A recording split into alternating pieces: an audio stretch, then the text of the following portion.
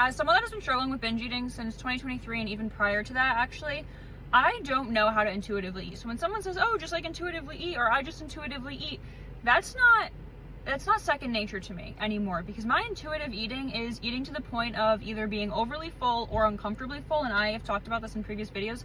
I categorize being full into 3 different categories, I would say. Satisfied full, overly full, and then uncomfortable full, where you're like really, really like at the breaking point.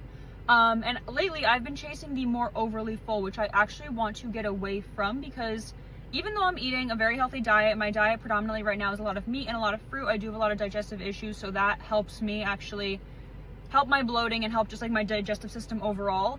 Even though I'm still eating healthy foods, quote unquote, I'm still chasing that feeling of being overly full on those foods, which I don't want anymore. So I'm trying to allow my body to eat a proper portion, which for me, like if I go through, like, because I am trying to be in a calorie deficit also, I've gained 30 plus pounds, having gut issues. Granted, I was binge eating for a while, so like it's not that surprising.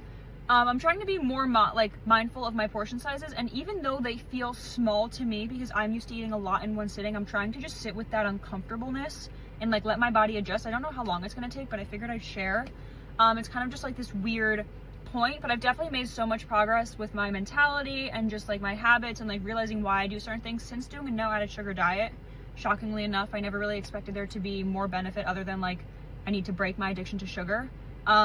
But if you're thinking about trying it, I definitely recommend it. Really put into perspective why I was binge eating, and for me that was my emotions and habits. So if you're thinking of doing it, I definitely recommend. Again, I never really started out to do a no added sugar diet with the intent that it was going to help my binge eating, but it really has helped.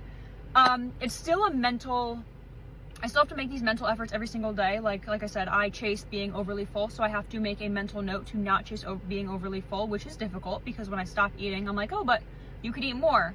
Okay, we could eat more because we're used to eating a lot of food in one sitting, but we don't need to eat more, if that makes sense.